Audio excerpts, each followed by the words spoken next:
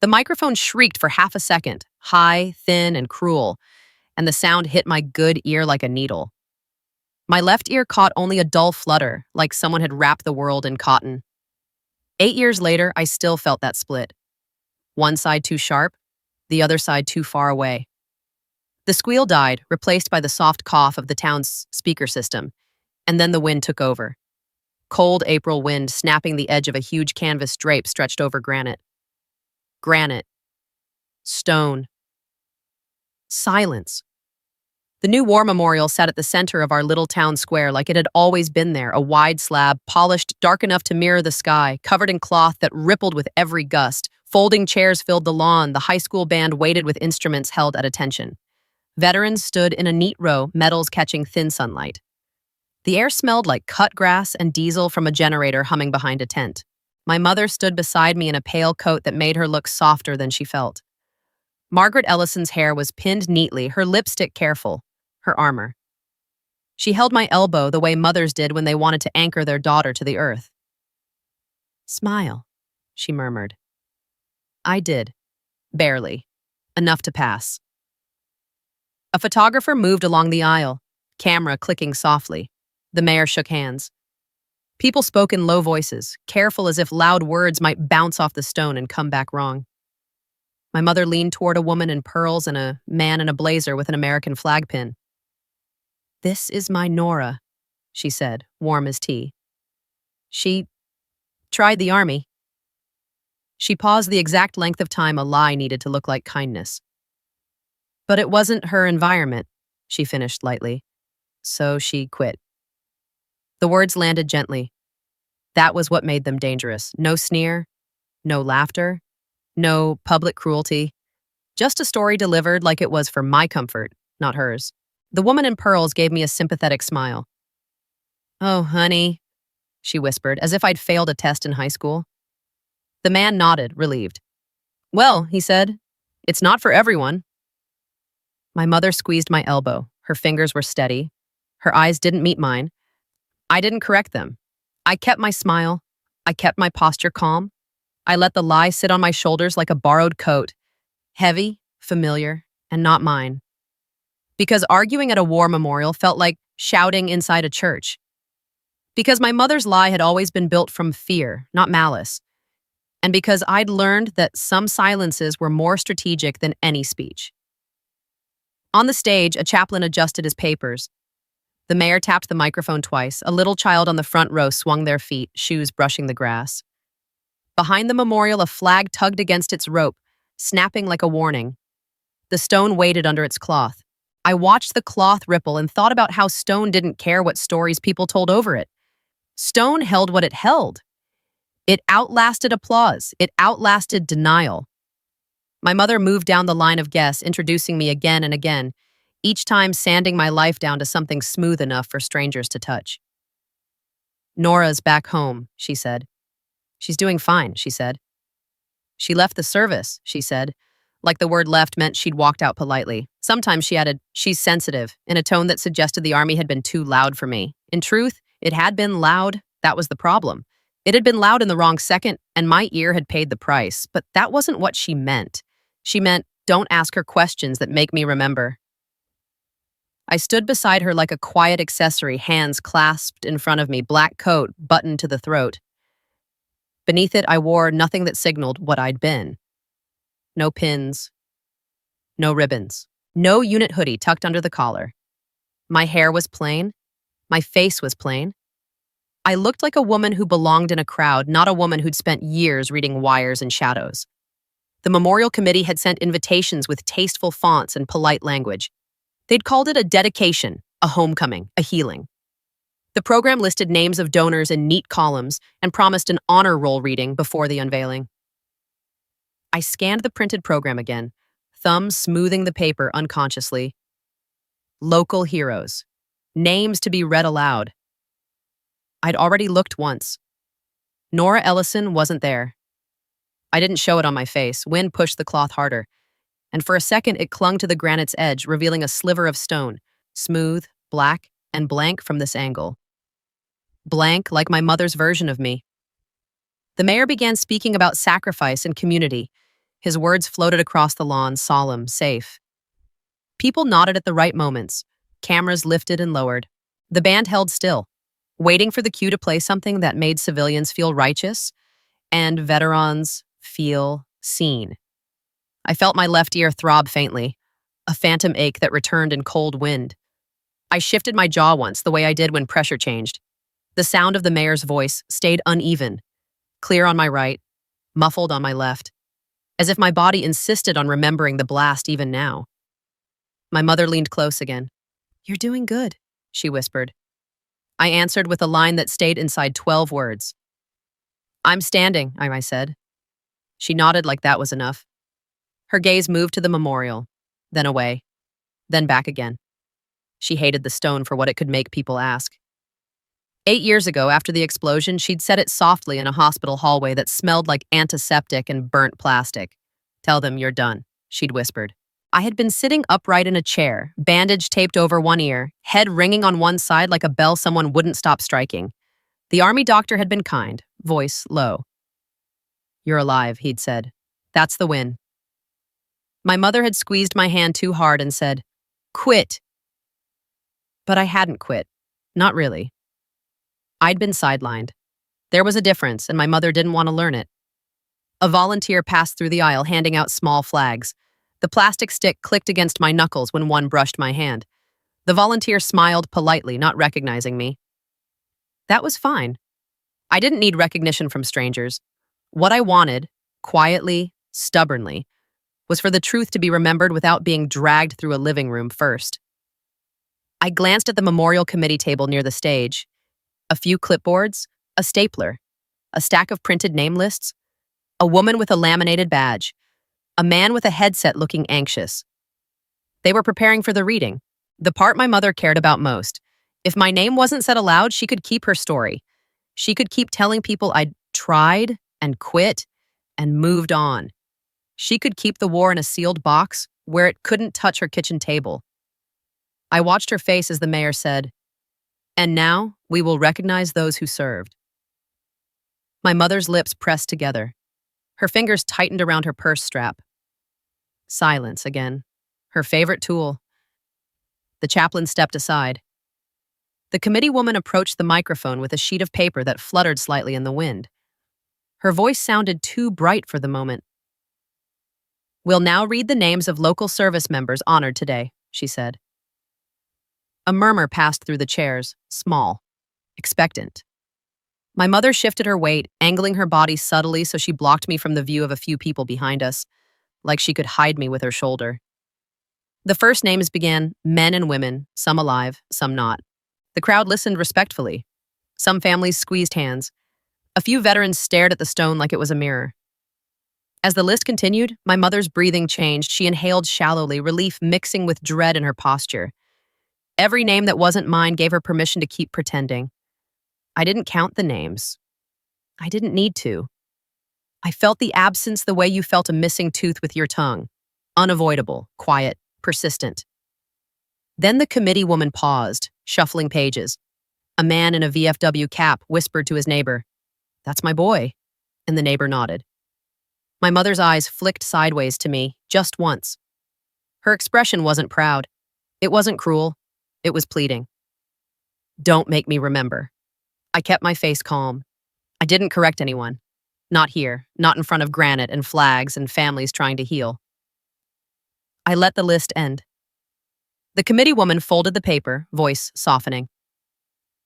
"Thank you," she said. Polite applause rose, restrained, respectful. My mother exhaled. Her shoulders dropped a fraction like she'd survived a weather front. The memorial stone remained covered. The mayor stepped back to the microphone to announce the unveiling. "In a moment," he said, "we'll reveal the names carved into this monument." My mother stiffened again. Her relief had been premature. Because reading names was one thing, carving was another.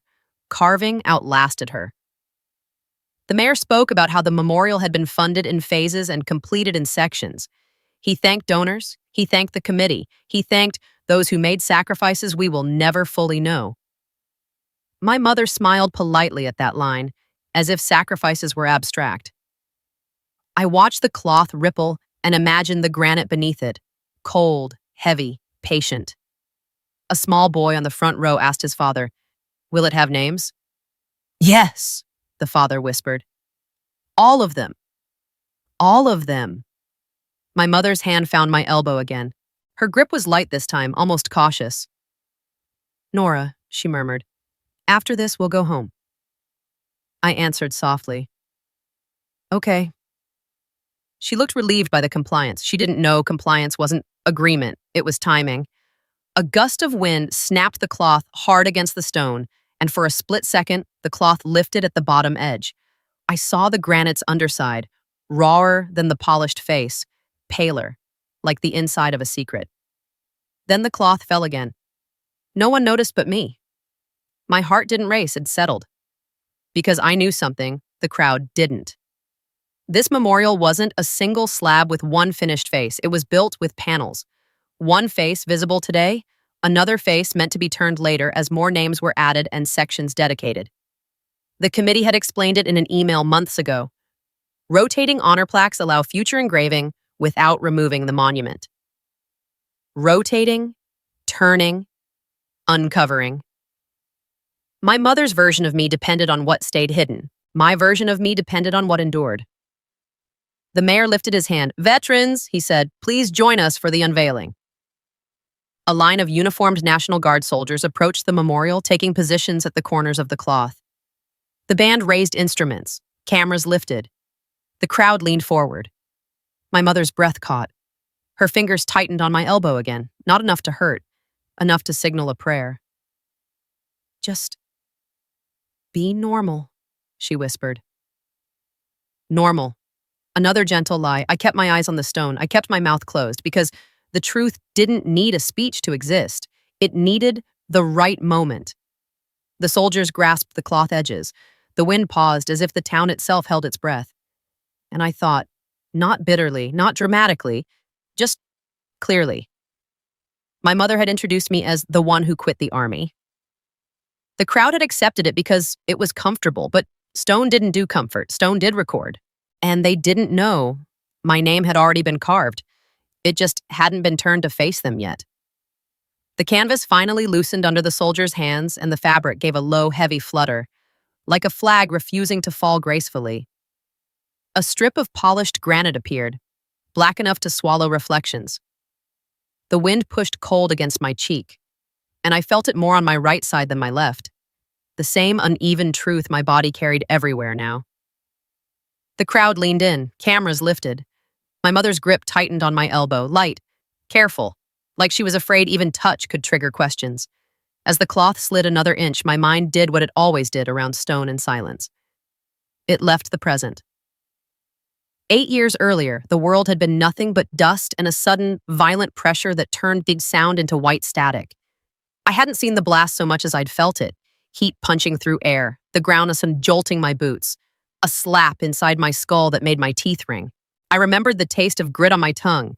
I remembered the wire I'd been tracking, thin, mean, half hidden under broken masonry like a liar's smile. And then I remembered the quiet afterward. Not peaceful quiet. A wrong quiet. A vacuum where my left ear should have been hearing the world. I'd put a gloved hand to my helmet, confused at first, as if I could press hearing back into place. When I pulled my hand away, there was blood on the glove. Dark and glossy, too calm for what it meant. Someone shouted my name, but it came from far away, like the sound had to cross water to reach me. "Nora, move!" I moved because I could still move, because the training held even when my body didn't. That was the day I stopped believing survival felt triumphant. It felt quiet. The hospital had smelled like antiseptic and overheated plastic. Machines beeped with indifferent rhythm. A doctor spoke slowly, face kind, eyes tired. "You've got permanent hearing loss," he said. Permanent. The word landed like stone. He explained the damage in clinical terms. Inner ear trauma, nerve disruption. I nodded like I was listening with the part of me that still worked. I signed forms, I answered questions, I didn't cry. In the hallway, my mother cried enough for both of us. Margaret Ellison had arrived at the base hospital in a cardigan that looked too small for her fear. Her hands shook as she held my face between her palms, thumbs pressing my cheekbones, as if she could feel for cracks. "Quit," she whispered. Not angry, not accusing, just pleading, as if the army had been a storm and she'd finally found the door. "I'm alive," I said. Her eyes glistened. "For now." Those two words were her whole philosophy after that. For now. The army didn't discharge me like a disgrace. It did what it often did with people it didn't want to lose but couldn't risk in the same way anymore. They sidelined me. New roles, new restrictions. A life rearranged not as punishment but as triage. Protect the asset, protect the mission, protect the person. It wasn't a demotion. It was an adjustment with consequences I didn't fully understand until I went home. Because in my mother's world, there were only two categories: serving or quitting. And if you weren't serving the way she recognized, she needed the story to end cleanly. "It's easier if people think you stopped," she said later in our kitchen, voice soft over the hum of the refrigerator. Her hands moved as she spoke, folding a dish towel that didn't need folding, smoothing a crease that didn't exist. They ask fewer questions. Questions. That was always what she feared, not the truth itself. The moment the truth made other people stare at us like we were a cautionary tale. In this town, military service was either a billboard or a bruise. People either clapped too loudly or looked away too quickly. My mother didn't want either. She wanted comfort. And comfort required a story that didn't invite follow-ups. So she started telling the version that kept conversations short. She tried the army, but it wasn't her environment. She said it at church. She said it at neighborhood cookouts. She said it in grocery store aisles when someone noticed my posture and asked, "You were in, right?" Each time she smiled gently like she was protecting my privacy. And in seen ways, she was. She wasn't trying to erase me out of cruelty. She was trying to erase the part of my life that forced her to remember the day she thought she'd lose me too. The lie was a bandage she kept rewrapping because she was terrified of what happened when you left a wound exposed. I could have corrected her. I didn't. Not because I was weak, because I knew what war stories did to civilian rooms. They didn't create understanding. They created spectacle. They made people hungry for details they didn't earn. They turned trauma into a conversation starter. I didn't want an audience. I wanted quiet. I'd spent years in combat engineering, EOD coordination, where quiet wasn't just comfort. It was survival. You didn't talk around wires. You listened. You watched hands. You watched breath. You read the silence between signals. Even after I was pulled out of the loudest roles, that mindset didn't leave. I still saw structure where other people saw scenery. I still noticed which exit was widest. I still mapped distance without trying. And my left ear still reminded me every day that one moment could change your world permanently without asking permission. At home, my mother took that injury and turned it into more reason for comfort storytelling. She couldn't handle the intensity, she told my aunt once, voice low, like she was confessing something personal. I stood in the doorway and listened without interrupting. The words didn't make me angry as much as they made me tired. I'd handled the intensity. The intensity had changed me. There was a difference, and my mother didn't have room for it because it required her to accept something she hated. That sacrifice existed even when the person lived. Mini turn. The first time I attended a local Memorial Day event after the blast, a man in a veteran's cap shook my hand and said, "Thank you for your service." My mother jumped in immediately, smiling too quickly. "Oh, she's not in anymore," she said. It didn't suit her. The man's face softened into pity, and I watched it happen. Watched my mother choose comfort over accuracy because pity was easier for her than reverence. Reverence made things real. Pity made things finished. Later that night, I found my mother in the kitchen wiping an already clean counter, hands moving in circles, eyes wet but refusing to spill. "I didn't mean to embarrass you," she whispered. I kept my voice steady. "You didn't."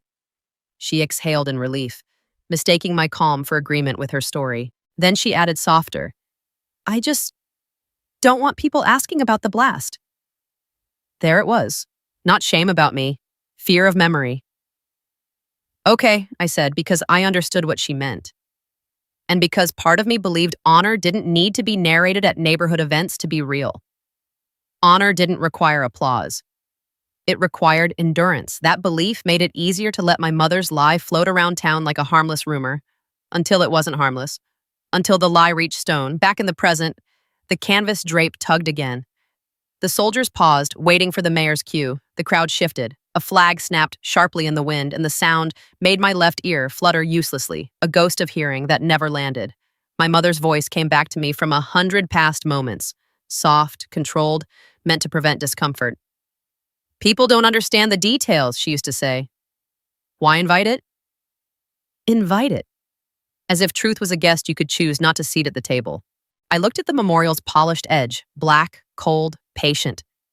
Granite didn't care what people found comfortable. Granite held names. Granite held dates. Granite held the kind of truth that outlasted living room narratives.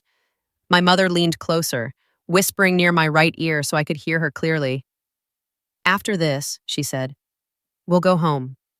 No interviews. I nodded once. Okay. Her hand relaxed slightly on my elbow, grateful for my compliance, still believing my silence meant I accepted the comfort story. She didn't know what I knew about this monument's construction. The rotating panels, the covered face, the plaque meant to be turned only when the right moment arrived. She hadn't read the committee emails. She hadn't noticed the bolts hidden under the cloth seam. She hadn't asked because asking would invite discomfort. She had avoided every question long enough that the town had learned her version by repetition. It wasn't malicious. It was survival, the kind civilians invented when they couldn't control the past. I watched the cloth ripple and thought about the last time I'd tried to correct her. Just once, gentle. Mom, I'd said, I didn't quit. She had looked at me, eyes tired, and whispered, please. One word, soft, final. She wasn't asking me to lie for her ego. She was asking me to lie for her sleep. And I had let her have it because I loved her more than I loved being right at a cookout. But Stone didn't care about her sleep. Stone cared about record. The mayor raised his hand higher. The soldiers tightened their grip on the drape. Cameras leaned closer.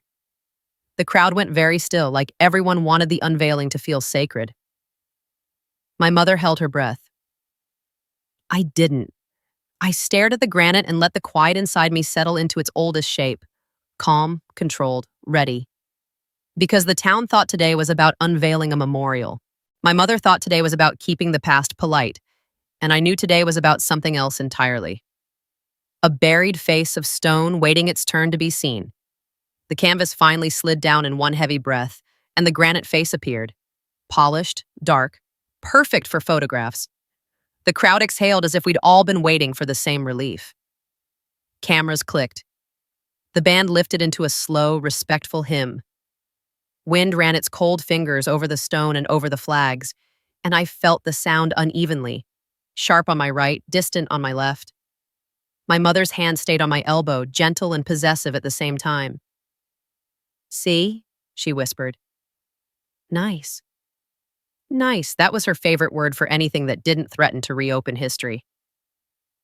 The mayor stepped aside and the memorial committee chair returned to the microphone with another sheet of paper. Her voice was careful, trained to sound solemn without sounding shaken. And now, she said, we'll read the names being honored today. A quiet rolled through the chairs. People leaned forward. Hands found hands. The air smelled like cut grass and the faint tang of generator exhaust. Somewhere, a child's little flag tapped rhythmically against a knee. Names began again. Clean, formal, spaced for dignity. The first few meant nothing to me personally. Then a couple landed like familiar weight. A sergeant I'd met once during a stateside exercise, a medic whose unit had crossed our corridor overseas. I didn't react. I had learned not to show recognition publicly. Memory wasn't a show. My mother, though, my mother listened like each name was a risk. Her breathing stayed shallow. Her shoulders stayed tight. Every name that wasn't mine made her body soften by a fraction, as if omission was safety. The list moved on. Still not mine. Still not mine. I didn't flinch. I didn't glance at my mother. I didn't let my face accuse her in front of granite and flags. Then a voice came from my left side.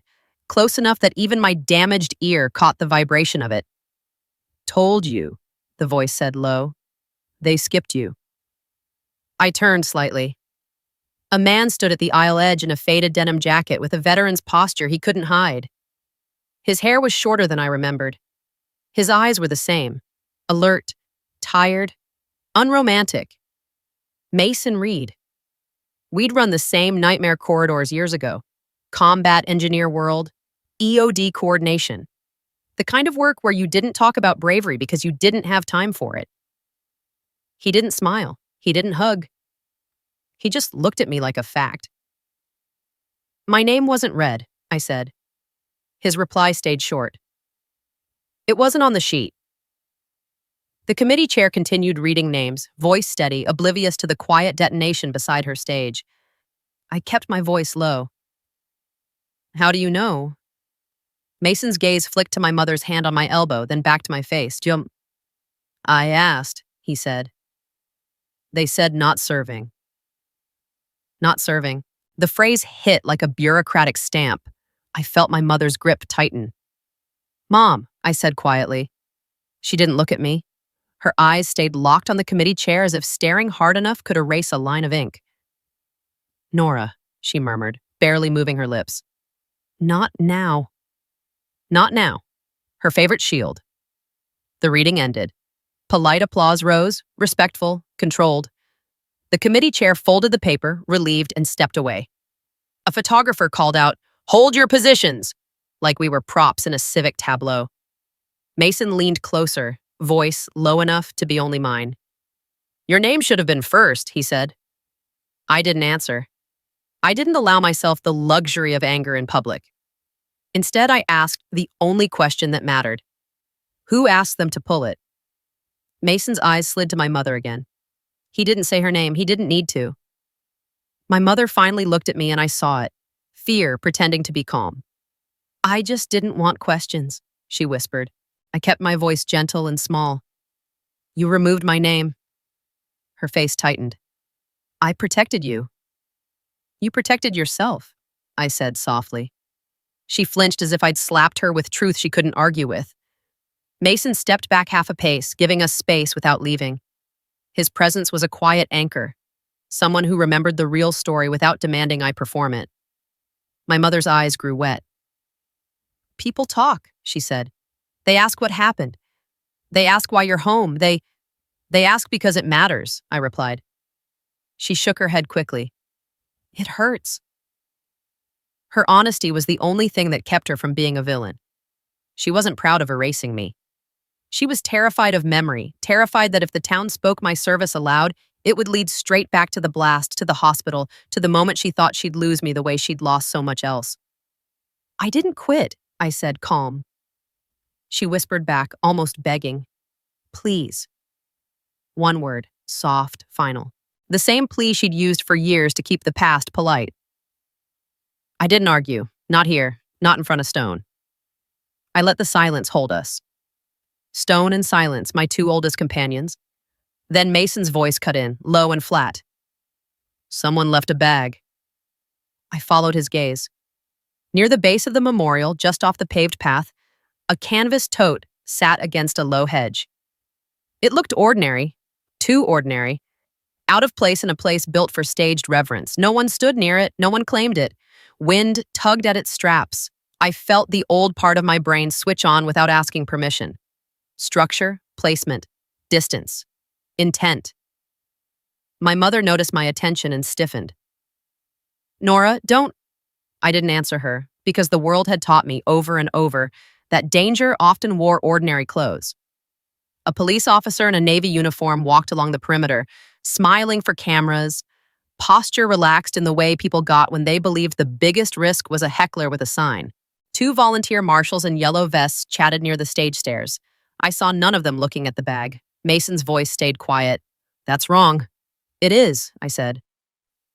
A cold wind pressed against my face. Somewhere, the microphone hissed with a faint feedback squeal. Thin, high, almost like the beginning of a scream. I moved slowly, deliberately toward the path. Not running, not drawing eyes. My mother's hand fell off my elbow as if she'd suddenly remembered she couldn't hold me in public. Nora, she whispered again, breaking. Please, just. I kept my voice low. Stay back. 2 words, not harsh. Final. I approached the tote bag until I could see the shape inside it. Too rigid for a sweater, too angular for a lunch.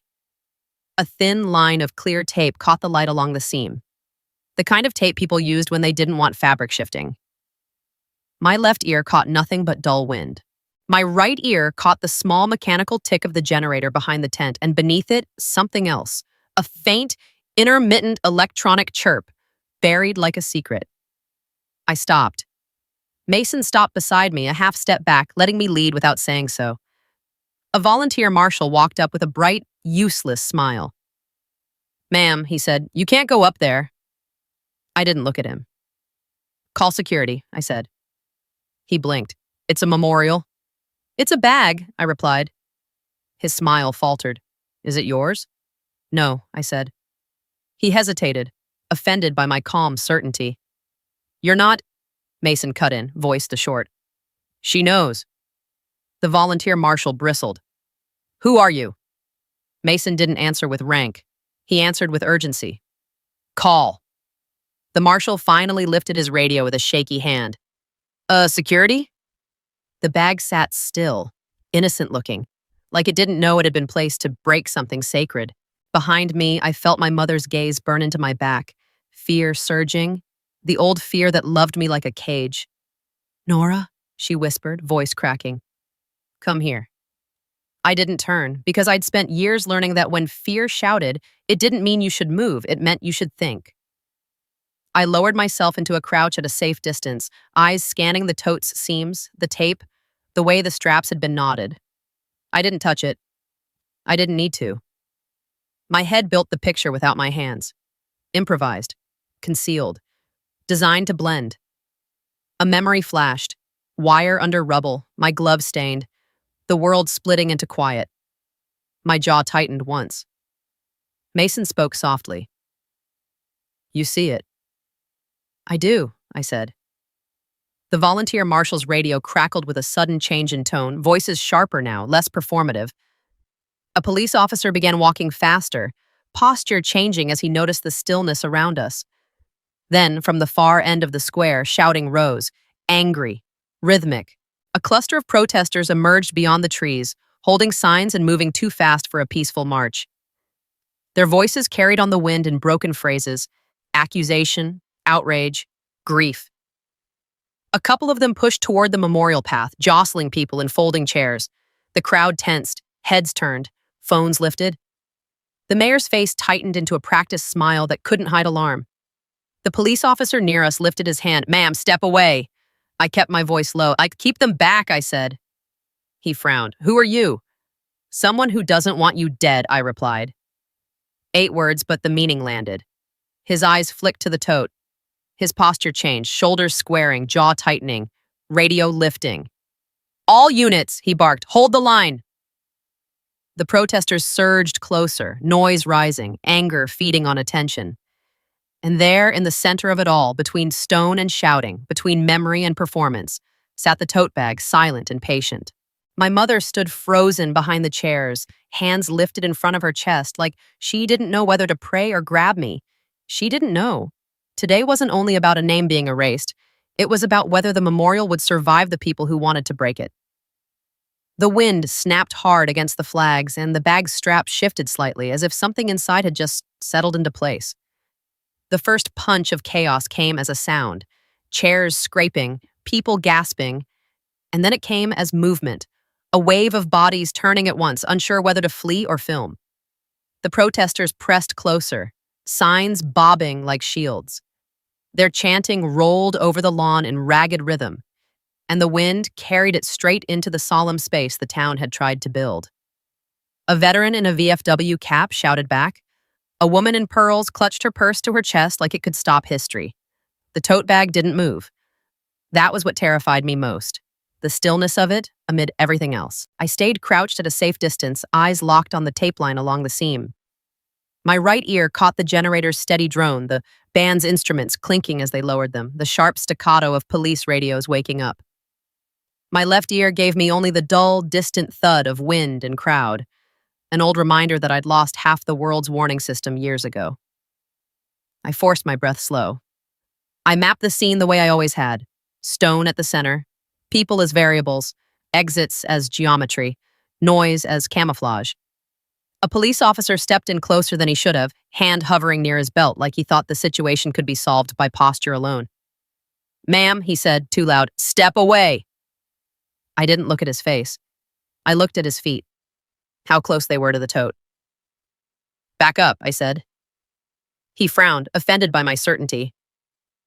"Who are you?" "Not your problem," I answered. He opened his mouth, then shut it as the tote strap shifted again, barely, like something inside had settled. His eyes darted, finally seeing what I'd been seeing. His radio snapped up. "All units," he barked, "clear the path." The word clear hit the crowd and turned murmur into panic. Folding chairs toppled. A child started crying. Someone shouted, "Is it a bomb?" The protesters used the fear like gasoline. "See?" one of them yelled. "They build monuments while we—" A firefighter in turnout gear pushed through, face tight, and the smell of wet canvas and smoke residue followed him. "Where is it?" he asked. I pointed with 2 fingers, controlled. "There." He stared at the tote and swore under his breath. Mason stayed half a step behind me, quiet, ready. He didn't crowd me, he didn't talk, he just existed as a second set of eyes who understood that silence was sometimes the only safe language. My mother's voice cut through from behind the chairs, thin and shaking. "Nora, come back." 5 words, no insult, just terror wearing my name. I didn't turn. "Stay back," I said. Her reply was smaller. "Please." 1 word, soft and desperate. I felt it anyway. I felt the old tug, the version of me she preferred. Quiet at home, safe in her kitchen, a story that ended politely. But the tote bag didn't care about her preferences, and neither did I. "Sir," I said to the police officer, keeping my tone low enough to be useful. "Get them behind the trucks," he blinked. "What trucks?" "The fire engines," I said. "Hard cover." He hesitated, then looked at the firefighter, who nodded once like he'd just been handed permission to treat this as real. "Move!" the officer shouted. People began stumbling backward. A marshal waved frantic arms. Someone tripped over a chair and cursed. The town's solemn script tore into improvisation. The protesters didn't retreat. They surged, hungry for conflict. I saw it instantly. The tote bag wasn't only a device. It was a magnet. It was bait meant to pull bodies closer, cameras closer, anger closer, so one moment could become a national clip. I hated how familiar it felt. My eyes tracked the tote's tape line again. The adhesive was too neat. The knot on the strap was too deliberate. Whoever had built it knew enough to be dangerous. "Do you have EOD?" the firefighter asked me, voice tight. I kept my answer short. "Once." He stared at my face, confused, then glanced at my ear as a thin line of dried blood caught the light along the curve. Old scar tissue that sometimes reopened when pressure shifted, when stress tightened the body just enough. The firefighter's expression changed. Not pity. Recognition. "You're—" he started. I cut him off. "No names," I said. Mason's voice finally entered, low. "She's right." The officer's radio crackled. "County's sending the bomb squad." "How long?" the officer barked. 15, came the reply. 15 was an eternity. The protesters were already pressing closer. The crowd was already splintering into panic. Someone would get curious. Someone would sprint the wrong direction. A child would slip through a gap. 15 meant we needed a different plan. I looked at the tote again, and my mind ran the old checklist like a prayer I never wanted to recite. Power source, trigger type, secondary devices, wires, pressure plates, remote. I didn't have a robot. I didn't have a suit. I didn't have my kit. I had my eyes, my hands, and the discipline that hadn't left me even when my uniform had. "Clear the lawn," I said. The officer stiffened. We are.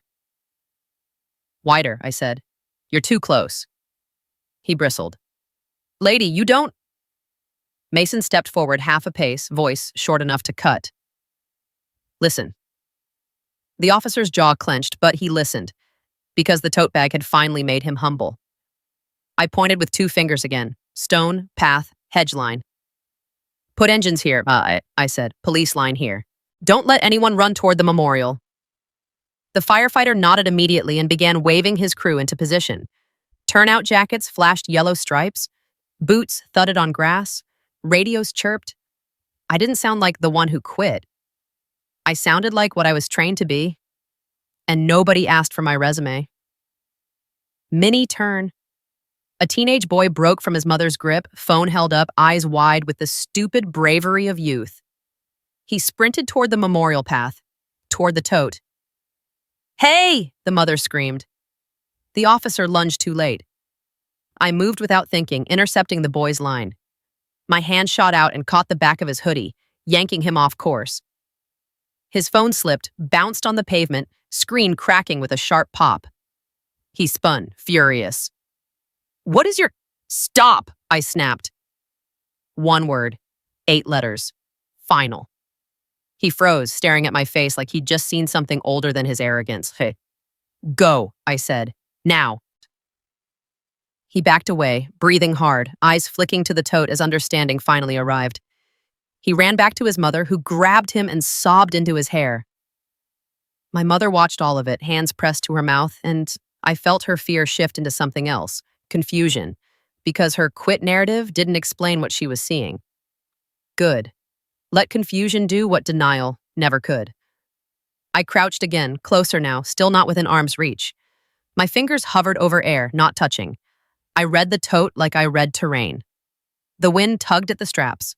A thin edge of foil flashed inside a seam when the fabric pulled. What? My stomach went cold. Foil meant shielding. Shielding meant sophistication. This wasn't a prank. The officer's voice lowered, finally matching the seriousness. What do you need? I didn't look at him. Space, I said. He nodded and shouted for more distance. The protesters kept yelling. 1 man shoved forward, trying to break the line. 2 officers pushed him back. A woman screamed that the memorial was propaganda. Someone else screamed back that her brother had died. Noise escalated. The tote stayed silent. Silence was the scariest part. Shut the generator, I said suddenly. The firefighter blinked. What? Kill power, I repeated. Now! He hesitated, then made a hand signal. A crew member sprinted to the tent and cut the generator. The steady drone died and the world changed shape. In the sudden quiet, my right ear picked up what I needed. A faint electronic chirp. Intermittent. Regular enough to be a timer or an arming confirmation. Soft enough to hide under music and crowd. I swallowed once. Timer, I murmured. Mason leaned closer, voice barely there. How long? I don't know, I said. Yet. The officer's face went pale. Bomb squad is 10 out. 10 was still too long. I stared at the tote and made the decision the way I always had. Not emotionally, not heroically, practically. If it detonated, it would be here, near the stone, near the front rows, near the flags, near the photographers. Shrapnel would travel outward in a fan. People would run the wrong direction. Someone would die under the memorial dedicated to the dead. A memorial turning into fresh death. I couldn't allow it. I didn't say that out loud. I just rose slowly and said, I'm going in. Mason's hand shot out and caught my sleeve, firm, brief. Nora. I looked at him. My voice stayed low. I won't touch wrong.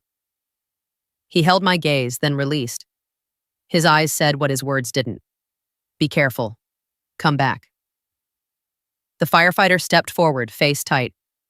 Ma'am, you don't have gear. I know, I said. The officer started to protest. We can't let— I cut him off, calm. You can't stop me. He stared, startled, not by the audacity, but by the certainty. My mother's voice cracked from behind the line. Nora, no! 2 words, no insult, just the old fear trying to claw me back into her arms. I didn't turn my head. Stay back, I said again. Then I walked toward the tote. Every step felt too loud on the pavement. Wind pressed cold against my cheeks. My left ear gave me nothing. My right ear caught my own breath, the soft whisper of my coat, the distant shouting held back by police. Stone loomed beside me, polished, dark, patient. I crouched beside the tote, still careful with distance, and examined the knot. Simple, deliberate. The tape line ran under the handle and around the seam, suggesting a rigid interior frame. My fingers hovered near the fabric, and I forced myself to remember the rule that had saved me more than once. Don't rush. Don't guess. Don't panic. I found the smallest gap in the seam where tape hadn't fully sealed. I slid 2 fingers in, slow, and felt a hard plastic case inside. The edges were sharp, commercial. Not homemade garbage, the kind of case people used for electronics. The chirp came again, closer now, clearer with the generator off. I leaned my right ear toward the seam like a mechanic listening to an engine. Chirp. Pause. Chirp. I felt a faint vibration through the plastic case, subtle, like a phone on silent. Remote option. Timer option. Both. My mouth went dry. Then I saw it, a thin, insulated wire, green, running from the case to something deeper under the tote's base. The wire was looped in a way that suggested a pull switch if the bag moved, and a secondary contact if it was lifted. Booby trap logic. Crowd deterrent. Keep hands off. My hands stayed steady anyway. I didn't have cutters. I didn't have my pouch. I didn't have anything except my nails and the discipline to use them. I breathed out slowly and slid my fingers deeper, tracing the wire path without tugging. The wire disappeared under a rigid plate at the bottom. Pressure plate. The tote didn't need to be opened to detonate. It needed weight to be removed or movement to occur. I felt cold anger, not at the builder, not even at the protesters, at the idea of a memorial being used as bait, at the ugliness of turning sacrifice into a stage for violence. I kept my voice low. "Nobody moves," I said. The officer echoed it louder. "Nobody moves!" The crowd went quieter. For a breath, the whole town held its noise the way you held a fragile object. I made a plan with no words. If the plate triggered on lift, I couldn't lift. If the switch triggered on movement, I couldn't move it far. The only safe direction was down, stabilize, isolate, prevent the circuit from completing. I needed to interrupt the connection without changing the weight distribution. My fingers found the wire again. I slid my thumbnail under the insulation near the case, carefully nicking the outer layer, not severing. Sweat formed under my collar. Wind chilled it. My left ear gave me nothing. My right ear gave me the chirp again. Closer, sharper. My head tightened. Pressure built behind my damaged ear, and then, like a cruel echo of the blast, warmth leaked along the curve of my left ear. Blood. Not gushing. Just a thin line hot against cold skin. I ignored it. I kept working. I peeled the insulation back a fraction and found the thin copper inside. I held my breath and separated the strands with my nail, creating a gap without snapping. I lowered the wire carefully back into place and pressed the insulation together again, like folding a secret. I waited. Chirp. Pause. Chirp. Still alive, not good enough. The circuit still had power. I needed a hard interrupt. I reached into my pocket with my free hand and found what I had. A hair elastic. Black. Tight. I slid it around the wire and tightened it down to pinch the copper against itself, bending it sharply enough to break continuity without a dramatic snap. Then I froze, listening. The chirp came again, then stuttered. A long pause. Then nothing. My right ear heard only wind and distant breathing. I didn't exhale yet. I waited 3 more beats. Still nothing. The officer's voice came faint, shaky. "Is it?" "Not yet," I said. Because silence could be a lie, too. I reached deeper into the tote and located the power source, a small battery pack taped to the case. I slid my fingers under the tape slowly and pulled the battery connection loose with a gentle twist. The moment the connector separated, I felt something inside me loosen that I hadn't realized I'd been holding. Still, I didn't celebrate. I didn't stand. I kept the tote steady and said, "Device is cold." The officer's breath sounded like a sob. The firefighter whispered a prayer. Mason's shoulders dropped a fraction. Behind the line, my mother made a sound, small, broken, like her fear had finally hit a wall it couldn't climb. The protesters fell quieter too, as if even anger respected death when it came close. I backed away slowly, hands up, showing I wasn't carrying anything, careful not to jostle the tote. Blood from my left ear slid down my jawline, warm and sticky against the cold wind. I reached the officer and said, "Keep everyone back." He nodded hard. "Yes, yes." In the distance, sirens began to rise, finally, professional response catching up to the moment. And as I stood there beside the memorial stone, hearing only half the world, I felt the strangest thing. No one knew who I was. Not quit, not captain, not anything. Just a woman who moved toward the danger when everyone else moved away. The wind snapped across the granite, and the cloth that still clung to the memorial's side panel fluttered, just enough to reveal a seam. A seam with bolts, a face of stone that hadn't been turned yet. And somewhere behind me, my mother whispered my name like she was meeting it for the first time. Sirens arrived late, but they arrived loud, thin, urgent wails that cut through the town square and made every conversation feel childish.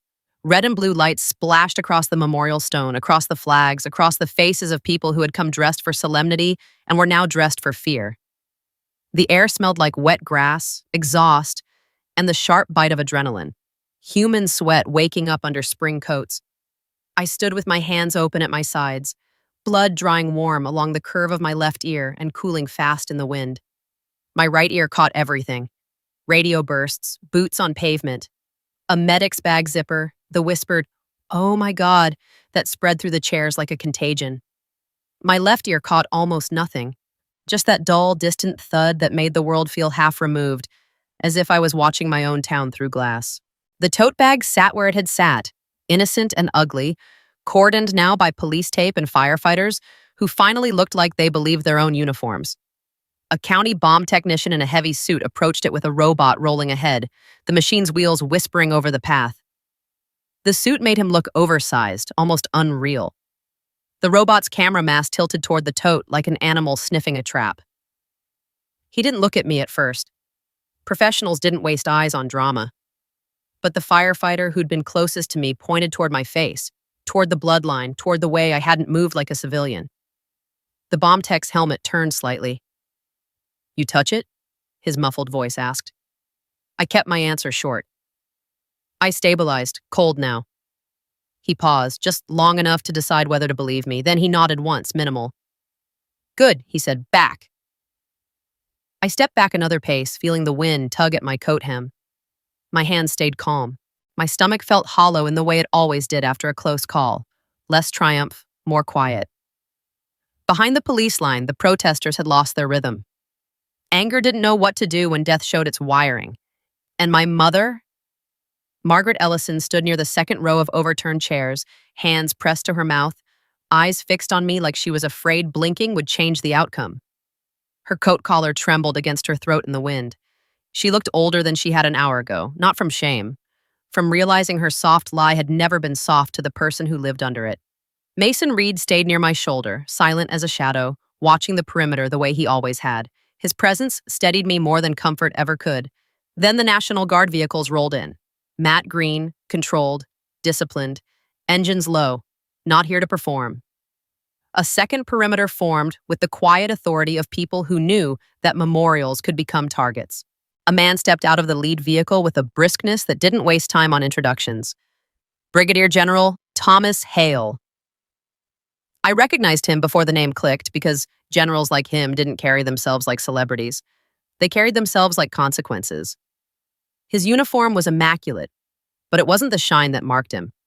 It was the stillness, his ability to make everyone else's noise feel unnecessary. He walked straight toward the memorial, boots firm on pavement, eyes scanning the scene in one slow sweep. He didn't look at the mayor. He didn't look at the cameras. He looked at the tote bag, at the cordon, at the crowd's shaken geometry. Then he spoke. Voice calm, carrying without needing a microphone. "Who disarmed the device?" The question landed like a gavel. The police officer nearest me lifted a hand, uncertain. The firefighter started to speak. The bomb tech's helmet turned again. Nobody wanted responsibility. Mason didn't hesitate. He just angled his chin toward me, a simple motion, a direction. And suddenly every gaze in the square shifted the same way, like a compass needle snapping north. General Hale followed the line of sight. His eyes landed on my face, on the blood at my ear, on my posture that hadn't belonged to a civilian crowd for years. He held my gaze for one beat, then he nodded once, like he was confirming a fact already recorded in a file. "Captain Ellison," he said. The title hit the square harder than any siren. My mother made a small sound, half inhale, half sob, like her body had never expected to hear that word attached to my name in public. The mayor blinked rapidly.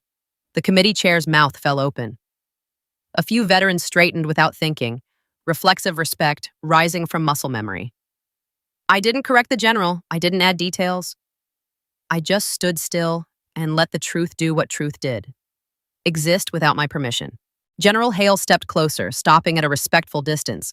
He didn't touch me. He didn't need to. His voice stayed level, almost conversational.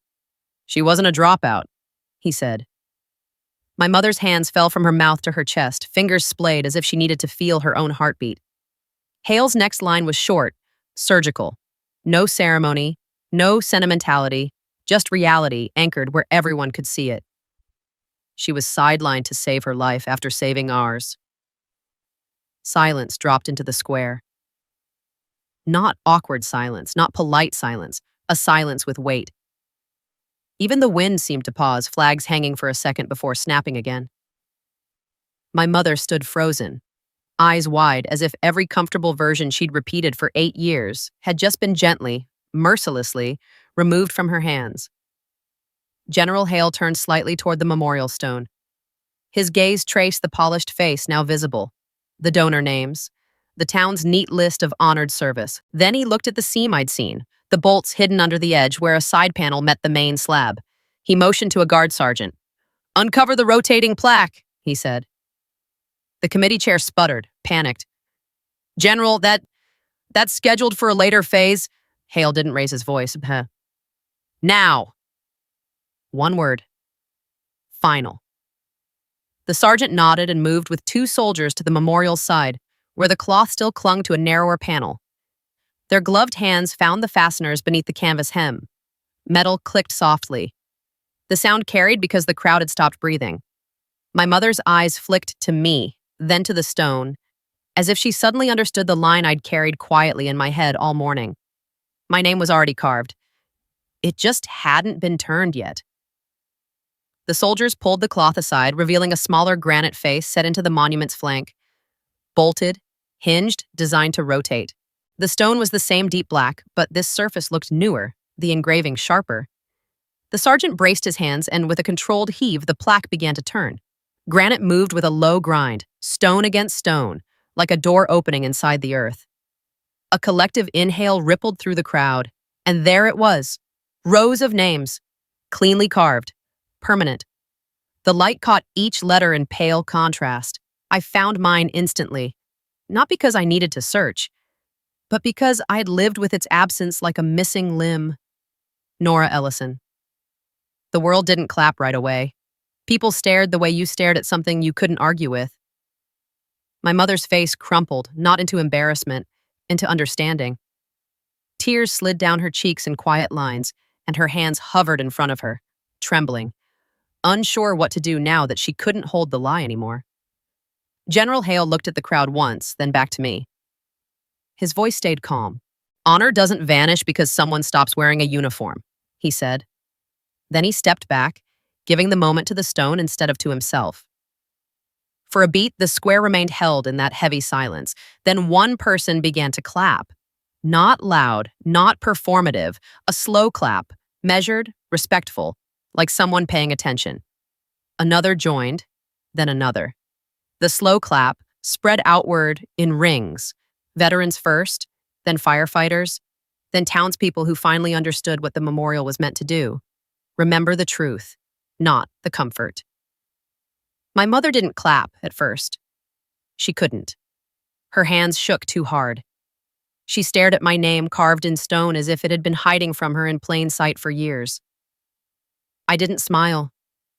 I didn't bow. I didn't speak beyond what the moment required. They hid my name, I said softly. History uncovered it. 7 words. No venom. Just record. My mother's eyes met mine through the clapping crowd. Her lips moved without sound. I'm sorry, I was afraid. Her shoulders rose and fell once, a controlled breath, and then, slowly, she began to clap too. Not to celebrate me, to accept the truth. The sound of hands on hands mixed with wind over granite, a rhythm that felt older than this town's polite stories. Beside me, Mason exhaled once, long. About time, he murmured. I didn't answer him. I watched the plaque, the letters, the permanence. Stone and silence, my 2 motifs, had finally met the right audience. Behind the memorial, the Bombtex robot reversed away from the tote bag, its wheels whispering. The immediate danger was contained, but the deeper one, the family story, had already been dismantled in public. General Hale turned to confer quietly with the police chief. Radios murmured. Tape fluttered. The square began to reorganize itself around the new truth. My mother took a single step toward me, hands lifting, instinct, then stopping in midair as if she'd finally learned that grabbing wasn't love. Her voice, when it came, was barely above the wind. Nora. I looked at her, calm. And for the first time in years, she didn't try to put me back into a comfortable sentence. She just stood there, shaking in front of my name carved in granite, forced to remember the right way. Her fingertips trembled toward the stone. Then she lowered them, not touching yet, as if she needed permission from the past. The wind snapped again across the flags, and the clapping slowed, fading into a hush that felt like reverence rather than avoidance. My mother swallowed hard, and I saw her make a decision with her whole body. She turned her hands palm down at her sides, still trembling, but steady enough to try, and she stepped with me toward the memorial, where the stone waited for what came next. The slow clap didn't swell into cheering. It stayed measured, hands meeting hands like a quiet agreement. And then it faded, the way wind fades when it runs out of room. In the lull, I heard the small practical sounds that always returned after danger. A medic's bag unzipping, a radio volume being lowered, a roll of tape snapping as someone reinforced the perimeter. The generator stayed off. Without it, the square sounded older. Footsteps on gravel, flag rope tapping a pole, a bird calling once and stopping. Stone held the center of everything. The tote bag remained on the path, now surrounded by professionals who treated it like a sleeping animal. The Bombtex robot nudged it, lifted a corner, backed away. The tech's muffled voice floated through his visor. Power source removed, he confirmed. Device is inert. A collective exhale moved through the crowd, not relief exactly, more like permission to feel their legs again. I stayed where I was. My hands hung open at my sides, palms slightly damp. Blood at my left ear had thickened into a dark line along my jaw. The cold wind turned it tacky. My left ear felt stuffed, pressured, like the world was trying to push itself back in and couldn't. A firefighter stepped close, careful not to crowd. Ma'am, he said gently, you need checked. I nodded once. Okay. He guided me toward the medic truck. Boots thudded on the grass. My right ear caught everything. My left kept the distance, as if half my body still lived in that old blast. Mason Reed stayed with me without asking. Quiet, watchful, the way he'd always been around wires. At the medic station, a paramedic lifted a flashlight and angled it toward my face. The light was harsh, white, and it made the granite look even darker behind us. Any dizziness? The paramedic asked. Not yet, I said. He frowned at the dried blood. This happen often? Sometimes, I answered. He cleaned the edge of my ear with gauze that smelled like alcohol. The sting was sharp on my right side, muffled on my left. He pressed gently. Warmth seeped again. Small, stubborn. You did a number on yourself, he muttered. I've done worse, I said, then wished I hadn't. It sounded like boasting, and that wasn't who I was. The paramedic didn't laugh. He just nodded, like he understood that wasn't pride. It was fact. Across the square that the mayor tried to reclaim his ceremony voice, speaking into a microphone that now sounded too small. The memorial committee chair stood beside him, pale, hands trembling around her clipboard. The protesters had been pushed farther back, their signs now just rectangles in the distance. General Thomas Hale spoke quietly with the police chief near the perimeter line. His posture stayed calm. No performance, no medals as theater. He looked like a man who preferred problems solved, not filmed. Then he turned, and the crowd parted without being asked. He walked toward me. The paramedic straightened, suddenly very aware of rank. "General," he said. Hale didn't stop to accept the respect. He glanced at my ear, then at my hands, then back to my face. "You're stable?" he asked. I kept it simple. "Yes, sir." "Good," he said. A pause, just long enough to make sure the next line landed cleanly. "You don't owe anyone a speech." "I wasn't going to give one," I replied. His mouth tightened in approval. I figured. He looked past me toward the memorial, toward the rotating plaque now exposed, my name visible in stone under cold daylight. "Your town needed to see it," he said. I didn't flinch. "My mother needed to stop hiding." Hale didn't judge her. He just nodded like he'd seen fear do worse. "It's hard for families," he said. "They think silence is mercy." "Sometimes it's just denial," I replied. He held my gaze for one beat, then stepped back, already moving on. "Take care of that ear," he said, "and take care of yourself." "Yes, sir," I said. He left without taking credit, and the square rebalanced around the absence of his authority like water filling a gap. I turned my head slightly and found my mother. Margaret Ellison stood near the memorial's base, alone now, no guest cluster, no polite conversation buffer. The crowd had drifted into pockets, murmuring, recovering. But my mother stayed fixed in front of the stone like she couldn't move until she had done something she'd been avoiding for years. Her hands were held close to her body, fingers curled inward, trembling. Not reaching, not grabbing. Just unsure. When she saw me looking, her face tightened, then softened. Tears glistened on her cheeks, not dramatic, not loud. Quiet, ashamed. I walked toward her slowly. The memorial stone drew me in like gravity. The polished face reflected pieces of the square, flags, coats, sky, distorted like memory. The rotating plaques, fresh engraving, caught light differently. The letters looked brighter, as if they hadn't decided to settle into the granite yet. My name waited there. Nora Ellison. My mother stood a few feet away from it, staring like it might disappear if she blinked. I stopped beside her, leaving space. She didn't speak immediately. Her throat moved as she swallowed. Her hands lifted halfway, instinct, then stalled in the air, as if she remembered what it felt like to hold too hard. "Nora," she whispered. I answered softly. "Mom." Her eyes flicked to my ear. "You're bleeding."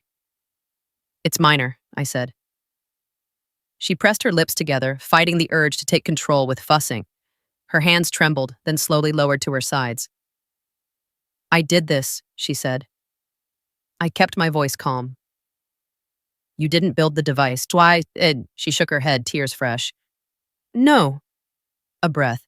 The story. The word story sounded small in this place in front of granite. "I thought—" She stopped, tried again. "I thought hiding it was protecting you. I didn't punish her with silence. I didn't reward her with immediate forgiveness either. I gave her the truth, in a clean shape." "You hid it because it hurt," I said. Her shoulders shook. "Because I couldn't stand remembering." There it was, the honest center. I looked at the stone again, at the carved letters. "I remembered anyway," I said. My mother's eyes shut tight, like that sentence was a physical blow. When she opened them, she looked straight at my name. "I told people you quit," she whispered. "I heard," I said. She flinched. "I didn't mean it cruelly." "I know," I replied. That seemed to break something in her, not in a dramatic way, but in the quiet collapse of someone who realizes their fear has had consequences. "I just wanted them to stop asking," she said. I kept my voice low, Questions weren't the danger. Her gaze snapped to me. Then what was? I answered gently. The remembering. Her breath caught. She nodded once, slow, admitting it without defending it. I kept thinking, she whispered, if the town didn't say your name, maybe the army would stop taking pieces of you. I touched the edge of the plaque with my fingertips. Not my name yet, just the granite border. Cold. Solid. The army didn't take my name, I said. You did. My mother's face crumpled. Not anger, not humiliation. Grief. I'm sorry, she said. No monologue, no performance, 2 words with real weight. I didn't answer with a hug. I didn't answer with a lecture. I answered with the simplest truth. I believe you, I said. She let out a shaky breath, relief and shame mixing in it. Her hands rose again, then stopped, hovering. Can I? She started. I didn't step away. I didn't step in. I let her choose a new way. She turned toward the stone and slowly, so slowly it looked like she was afraid the world would punish her, she placed 2 fingers on the letters of my last name. Ellison. Her touch was feather light, like she was learning to respect the permanence she'd tried to avoid. The wind moved over the granite, and the sound it made was a low, constant whisper, the closest thing the stone had to a voice. My mother's fingers trembled on the carving. Tears dropped onto the polished surface and sat there like tiny, clear beads. I didn't want to remember the blast, she said, voice barely audible. I didn't want to see blood again. I swallowed once. You saw it today anyway. She nodded, eyes still on the stone. And you still went toward it. I didn't boast. I did what I knew. Her fingers lifted, then pressed again, slightly firmer now, as if she was trying to understand the shape of the letters with her skin. I was wrong about you, she whispered. I kept it honest. You were afraid of losing me. She shook her head faintly. I was afraid of living with it. That sentence was the closest she'd ever come to admitting what grief had done to her. I let the silence take the space for a moment. The crowd's murmurs stayed distant, respectful, as if people sensed this wasn't their scene to watch. Stone and silence did their quiet work. Then my mother turned her head toward me. Her eyes were red, but steady. I won't tell that story again, she said. I nodded once. Good. She flinched at how simple it was, how little drama it required. Then she exhaled, and her shoulders lowered as if her body finally understood that truth didn't need to be wrestled into place. A gust of wind snapped the flags hard.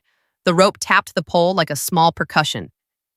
I felt it on my right, barely on my left. My mother reached into her pocket and pulled out a tissue. Her hand hovered near my ear, instinct screaming to touch, to fix, to control. She stopped. May I? She asked, voice small. I turned my head slightly to give her access. Yes, she dabbed the dry blood carefully, barely touching, as if she was afraid of hurting me with love. Her hands still trembled, but the tremble had changed. It wasn't panic now, it was restraint under effort. When she finished, she folded the tissue neatly like she always did and held it in her palm instead of stuffing it away. We stood side by side in front of my name carved in stone. No speeches, no grand forgiveness, just 2 people finally facing the same record. Behind us, the Bombtex team wheeled the tote bag away in a sealed container. The immediate threat left the square like a bad dream being carried off. The mayor's voice tried again to sound ceremonial, but it felt smaller now, less important than the granite. Mason approached quietly from my other side. He glanced at the plaque, then at my ear. You okay? He asked. Enough, I said. He nodded and didn't push. That was why I trusted him. My mother watched him with wary gratitude, then looked back at me. He knows, she said. He was there, I replied. Her mouth tightened. I was never there. I didn't soften it. No. The word landed and she accepted it, because we were done pretending. The sky began to shift toward evening, the light thinning, cooling.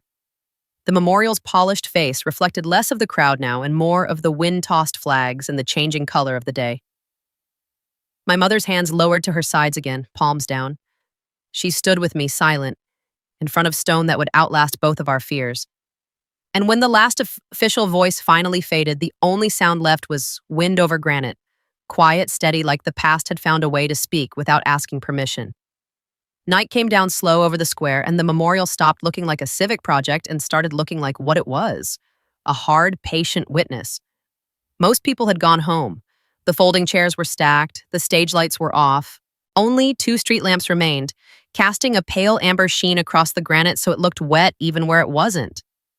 The wind moved through the flag ropes, making them tap the poles in small, steady clicks, like a metronome that refused to care about anyone's feelings. Silence lived here differently at night. It wasn't avoidance anymore.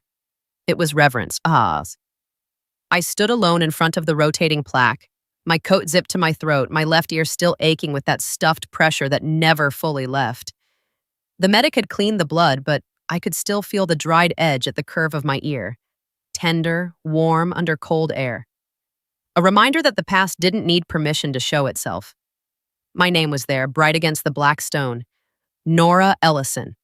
Carved clean, permanent, not loud, not pleading, just true. I lifted my hand and placed my fingertips on the letters. Granite was colder than I expected. The grooves were shallow but precise, each cut made by a machine that didn't know my face, only the spelling of my record. The touch grounded me in a way applause never had. Stone didn't flatter. Stone didn't exaggerate. Stone just held.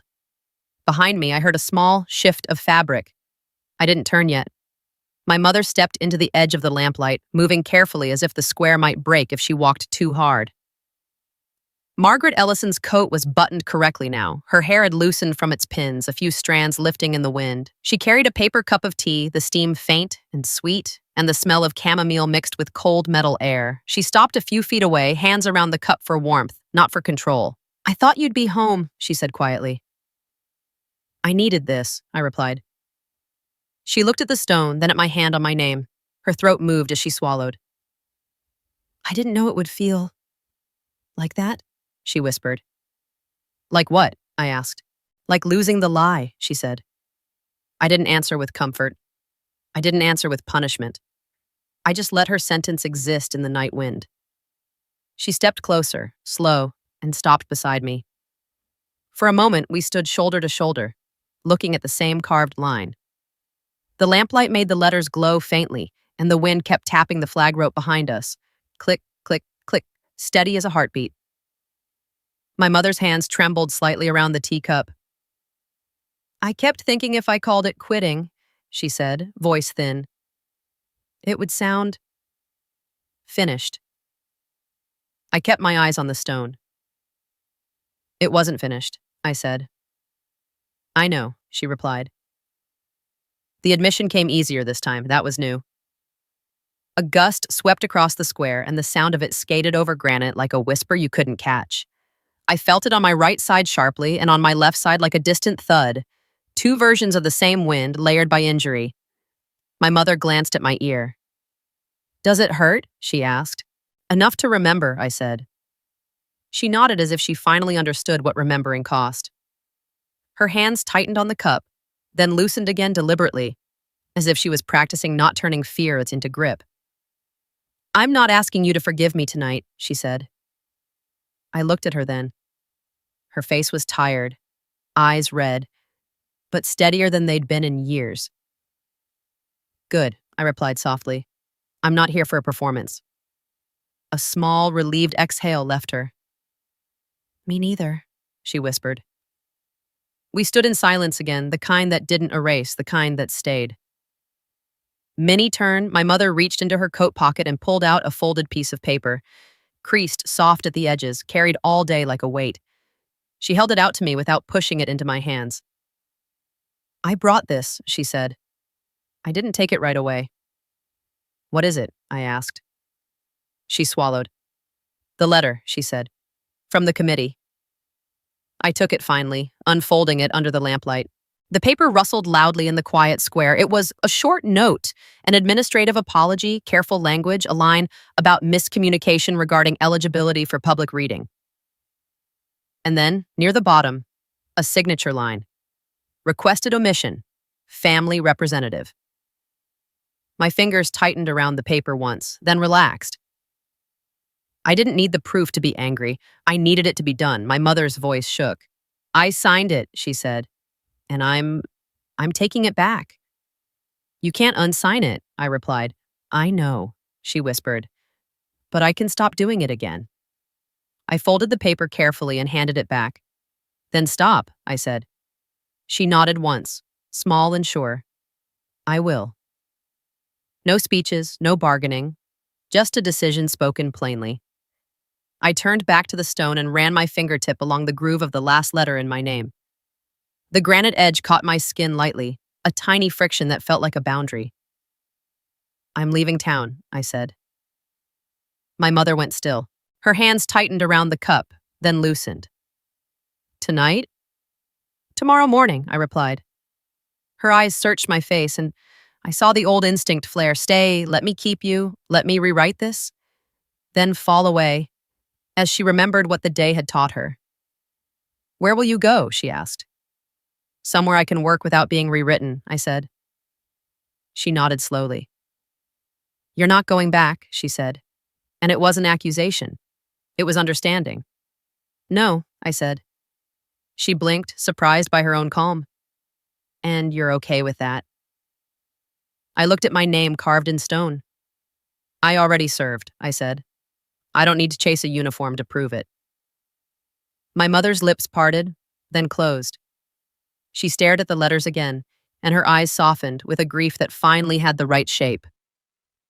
I thought service was only what killed people, she whispered. It's also what keeps them alive, I said. The wind brushed the granite again. The rope tapped the pole again. Stone and silence did their patient work.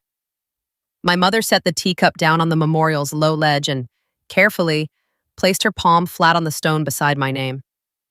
Not on the letters, just beside them. A respectful distance. I can't change what I did, she said. No, I replied. She nodded once, accepting the boundary instead of fighting it. But I can remember you truthfully, she said. I held her gaze. You do that, I answered. Her eyes filled again, but she didn't collapse into it. She just stood there, hand on stone, learning a new posture for love. One that didn't pull. When we finally walked away from the memorial, we didn't hold hands. We didn't embrace dramatically. We just walked side by side through the quiet square, our footsteps soft on the path, the town around us muted and ordinary again. At home, my suitcase waited by the door. The living room smelled faintly of old wood and the lemon cleaner my mother used when she was anxious. The framed photo of my younger self sat on the mantel, smiling, unknowing. My mother looked at it and didn't speak. She didn't try to turn that girl into an argument. Instead, she went to the kitchen and returned with a small cloth and a travel-sized first aid kit. Without asking, she set them on the entry table. Then she stopped, hands hovering in front of her, as if she was deciding whether she had the right to help. May I? She asked quietly, nodding toward my ear. Yes, I said. She cleaned the edge again with gentle dabs, careful and light. Her hands still trembled, but they didn't grab. They didn't rush. They treated my injury the way you treated something you respected. When she finished, she folded the cloth neatly and placed it beside the kit like a person putting down a weapon. I don't know how to send you off, she admitted. I kept my voice calm. Just don't make me smaller, I said. She nodded, a small movement that looked like surrender and growth at the same time. I won't, she whispered. Mini turn. In the early morning, while the town still slept, my mother stood in the doorway as I lifted my bag. The hallway light behind her made her look like a silhouette carved from quiet. The air outside smelled cold and clean. The street was empty. A thin wind moved over the lawns.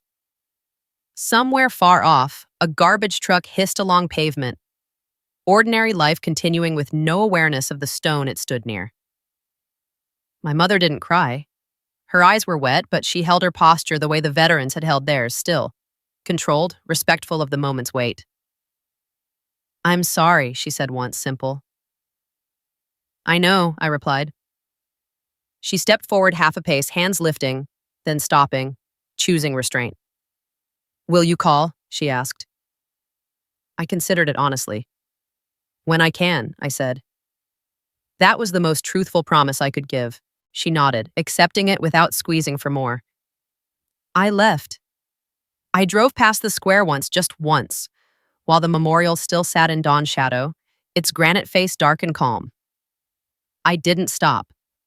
I didn't need to. The name was there whether I watched it or not. Stone didn't need an audience to endure. Hours later, in a different county, in a plain training room that smelled like coffee and dry erase markers, I stood in front of a table of civilian first responders, firefighters, EMTs, a couple of sheriff's deputies, faces serious, hands resting on notebooks. No flags, no podium, no ribbon cutting, just people who needed to know what a wire could mean. I held up a length of insulated cable, green, and watched their eyes sharpen.